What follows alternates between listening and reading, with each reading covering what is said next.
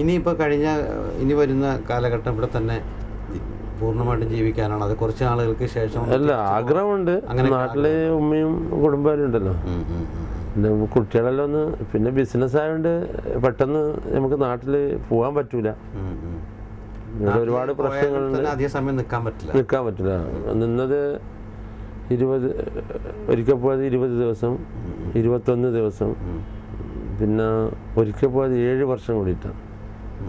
അത് 7 വർഷം. അത് കുറച്ചാൾ നമ്മളെ വല്ലാതെ ബുദ്ധിമുട്ടിച്ചു. അല്ല, കുടുംബം ഇവിടെ വന്നിരുന്നു. കുറെ കടത്തില് കുറെ ആള് പറ്റിച്ചു. അങ്ങനെ അനുഭവിച്ചിട്ടുണ്ടല്ലേ? അതെല്ലാം കലങ്ങി തെളിഞ്ഞതായിരുന്നു. ഒരുപാട് ഇതായിരുന്നു. പിന്നെ അന്നൊന്നും ഇന്നത്തെ പോലെയല്ല. പെട്ടെന്ന് ഇത് അത്രയും വലിയ ഇന്നത്തെ പോലെ ഇതൊന്നും ഇല്ല. വളരെ സാഹസപ്പെട്ടിട്ടാണ് എല്ലാവരും പോക്ക്. ബിസിനസ്സിൽ വലിയൊരു കുഴൽക്കൊന്നും ഇല്ല. ഇവിടെ മലയാളികളായ ഒരുപാട് സുഹൃത്തുക്കളുണ്ടോ താങ്കൾക്ക്?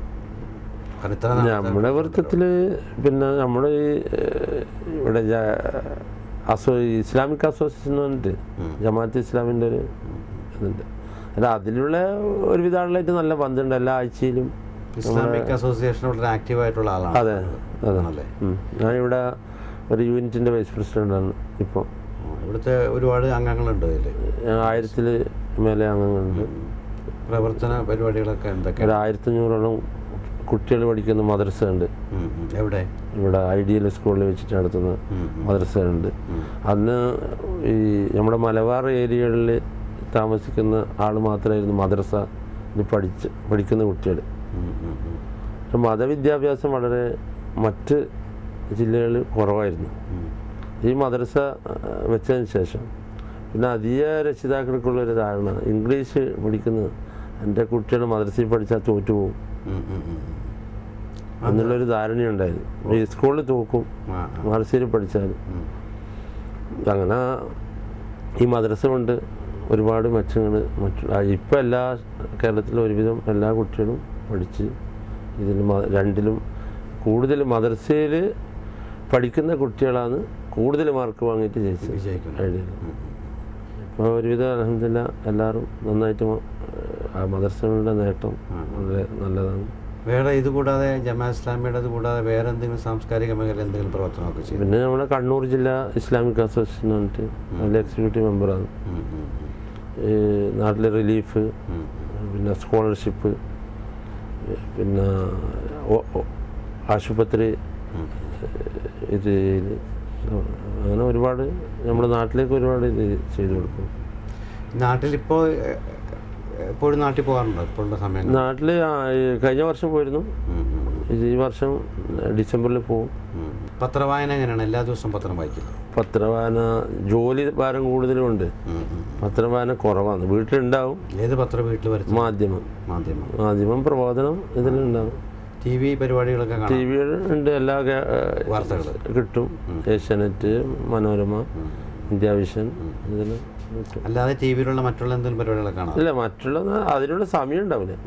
ഇവിടെ ജോലി കഴിഞ്ഞ് 11 മണിയാകും വീട്ടിലെത്തുമ്പോൾ കുറച്ച് സമയം നോക്കും. പിന്നെ അധിക ദിവസം മറ്റ് പരിപാടികളുണ്ടാവും. ഇതേപോലെ സോഷ്യൽ വർക്ക് ഉണ്ടാവും. പിന്നെ ഒരുവിധം ഒരു ഹോസ്പിറ്റൽ സന്ദർശനം നമ്മുടെ ജമാഅത്ത് ഇസ്ലാമിൻ്റെ തന്നെ സ്ക്വാഡുണ്ട്. പിന്നെ അങ്ങനെ പല വിധത്തിലുള്ള പരിപാടികളുണ്ടാവും. ഇവിടെ ഖത്തറിൽ വന്നതിന് ശേഷം ഈ 30 കൊല്ലത്തിനിടയിൽ കാലാവസ്ഥ വ്യതിയാനം തോന്നുന്നുണ്ട്. അന്നത്തെ അതേ ചൂടും തണുപ്പൊക്കെ തന്നെയാണ് സാധാരണ എല്ലാവരും പറയില്ല. അങ്ങനെ മുമ്പ് ഇതിലും തണുപ്പായിരുന്നു. അത്ര വലിയ മാറ്റങ്ങളൊന്നും ഉണ്ടായിട്ടില്ല. പിന്നെ വേറെ വെച്ചാൽ ഇത്രയധികം AC കാര്യങ്ങളൊന്നും ഉണ്ടായിട്ടുണ്ടാവില്ല നിങ്ങൾ വരുന്ന കാലം? ഇല്ല, ഇത്ര സൗകര്യങ്ങളില്ല. AC വാങ്ങും മലയാളികൾ. ഇപ്പം വാങ്ങുന്നുണ്ടെങ്കിൽ പിന്നെ സെക്കൻഡ് ഹാൻഡ് AC വാങ്ങും. എന്ത് വാങ്ങുന്നെങ്കിലും സെക്കൻഡ് ഹാൻഡേ വാങ്ങും. അന്ന് വാങ്ങാനുള്ള ഇത് കുറവാണ്, ത്രാണി കുറവാണ്. ഇന്നത്തെ പോലെ സൗകര്യങ്ങളില്ല, പൈസയില്ല. സെക്കൻഡ് ഹാൻഡ് വണ്ടി ഇതെല്ലാം വാങ്ങും. ഇപ്പം എല്ലാവരും പിന്നെ പുതിയ ഷോറൂമിൽ നിന്ന് അറബിനെ കട്ടി നല്ല വണ്ടി മലയാളം എടുത്തിട്ടുണ്ട്. ഇവിടെ ഇപ്പോൾ ഒരുപാട് സമ്പന്നരായ മലയാളികളുണ്ട് ദോഹയിൽ. ഒരു ഇനിയിപ്പോൾ ഈ ബിസിനസ് ഇപ്പോൾ അബ്ദുള്ള അലി ആൻഡ് സൺസ് ഇതിൻ്റെ വേറെ ഫ്യൂച്ചർ ഭാവിയിലോട്ടുള്ള എന്തെങ്കിലും? നമ്മളിപ്പോൾ പിന്നെ കുറേ കോൺട്രാക്ടിങ് കമ്പനി ഉണ്ട് ഇതിൻ്റെ കീഴിൽ. ഞാൻ അന്ന് വന്ന് ജോലി ചെയ്ത കമ്പനി ഇപ്പം ഞാനത് നടത്തുന്നത്. നമ്മളും വേറെ ആളും കൂടിയിട്ടാണ് കോൺട്രാക്ടിങ് കമ്പനി. അതെന്തൊക്കെയാണ് വർക്ക് അതിൻ്റെ? അതിൽ ഗവൺമെൻറ് പള്ളികൾ, കൺസ്ട്രക്ഷൻ പള്ളികൾ എടുത്തു കൊടുക്കുന്നു. ഇവിടെ ഗവൺമെൻറ് രീതിയുടെ കമ്പനിയാണ് നമ്മുടേത്.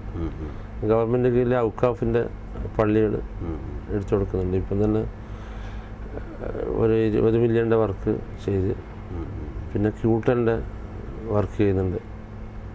പിന്നെ ഞങ്ങളുടെ തന്നെ IT കമ്പനിയുണ്ട്. പിന്നെ ബിൽഡിംഗ് മെറ്റീരിയൽസ് സപ്ലൈയും പിന്നെ ഷോറൂമുണ്ട്, ഇൻഡസ്ട്രിയൽ ഏരിയ എന്ന് പറഞ്ഞിട്ട് വലിയ. പിന്നെ ഇലക്ട്രിക്കൽ, അതെ, ഇലക്ട്രിക്കൽ ഹോൾസെയിലുണ്ട്. ഒരു പാനൽ ബോർഡിൻ്റെ പിന്നെ ഹോട്ടൽ മേഖലയിലേക്ക്, റെസ്റ്റോറൻറ്റ് അടുത്ത മാസം ആവും. എവിടെയായിട്ടാണ് അത് ഈ മാർക്കറ്റിൽ തന്നെ വലിയ റെസ്റ്റോറൻ്റ്. ഇവിടുത്തെ ഒരു അറിയപ്പെടുന്ന ഒരു ഇതുമായിട്ട് യോജിച്ചിട്ട്. എന്താണ് ഹോട്ടലിന് പേരിടുന്നത്? Garden restaurant. ഗാർഡൻ എല്ലാ അറബിക് ഫുഡും ഇന്ത്യൻ ഫുഡും. അതെ, അങ്ങനെ ഉദ്ദേശിക്കുന്നത്. എല്ലാ ഫുഡും ഉണ്ടാവും. സാധാ ലോക്കലല്ല, ഒരു മീഡിയം. അപ്പോൾ നല്ലൊരു സീറ്റ് കപ്പാസിറ്റി ഉണ്ടാവും ശരിക്കും പറഞ്ഞാൽ. അതെ. അപ്പോൾ ഒരുപാട് വ്യവസായങ്ങളിൽ ഇവിടെ വളരെ സ്റ്റുഡിയോകളുണ്ട്. 3 സ്റ്റുഡിയോ ഉണ്ട്. ഇനി വേറെ ഡിജിറ്റൽ. അതെവിടെയായിട്ടാണ് സ്റ്റുഡിയോ? അത് ഇവിടെ ഈ മാർക്കറ്റിൽ തന്നെ 2 ഉണ്ട്. പിന്നെ ഇൻഡസ്ട്രിയൽ ഏരിയയിൽ 1 ഉണ്ട്. പിന്നെ 5-6 സൂപ്പർ മാർക്കറ്റുകളുണ്ട്. ഇത് കൂടാതെ റീറ്റെയിൽ ഷോപ്പ്. സൂപ്പർ മാർക്കറ്റിൻ്റെ ഒക്കെ പേരെന്താണ്? ഒന്ന് അൽഹിറ സൂപ്പർ മാർക്കറ്റ്. അത് മറ്റേ ജമാഅത്ത് ഇസ്ലാമിൻ്റെ ഒരു സമ്മേളനം അൽഹിറ നഗർ, അതിനുശേഷം ഇട്ടതാണ് Alhira super market, Alsafa super market, food centre, പിന്നെ Abdulla Ali food stuff, Aldoha food stuff, Aldoha trading എന്ന് പറഞ്ഞിട്ട് വേറൊന്നുണ്ട്.